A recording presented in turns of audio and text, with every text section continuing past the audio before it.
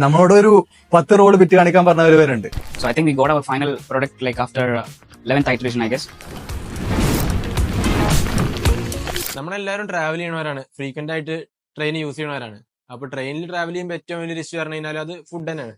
നല്ലൊരു ഫുഡ് കിട്ടാനില്ല, കിട്ടുന്ന ഫുഡ് ഹൈജീനിക് അല്ല, അഫോർഡബിൾ അല്ല, കൺവീനിയന്റ് ആയിട്ട് കഴിക്കാൻ പറ്റിയൊരു ഫുഡ് ഓപ്ഷൻ ഇല്ല.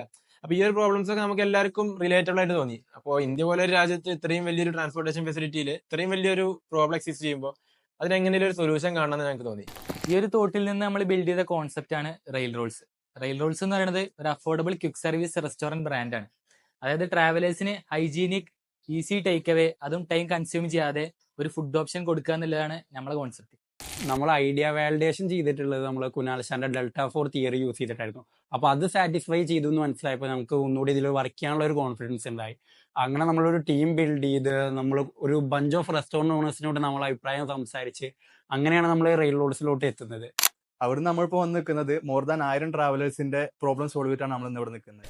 സോ നമ്മൾ മെനു ഡിസൈനിലോട്ട് ഇരിക്കുമ്പോൾ നമുക്ക് ഒരുപാട് ലിമിറ്റേഷൻസ് ഉണ്ടായിരുന്നു. ലൈക്ക് 3 minute ഇൻസ്റ്റോ ഡെലിവറി കൊടുക്കാൻ പറ്റണം, ഒരു കസ്റ്റമർ വന്നാൽ അവർക്ക് ലൈക്ക് കൺവീനിയന്റ് ആയിട്ടുള്ള ഒരു ഫുഡ് ഓപ്ഷൻ, പിന്നെ ഒരു ഹാൻഡ് വാഷ് ഫ്രീ, അങ്ങനെയൊക്കെ നോക്കുമ്പോൾ like we were looking for like iteration cycle faster ആക്കിയിട്ട് ഒരു മിനിമം വയബിൾ പ്രൊഡക്റ്റ് മാർക്കറ്റിലോട്ട് എത്തിക്കണമെന്നായിരുന്നു.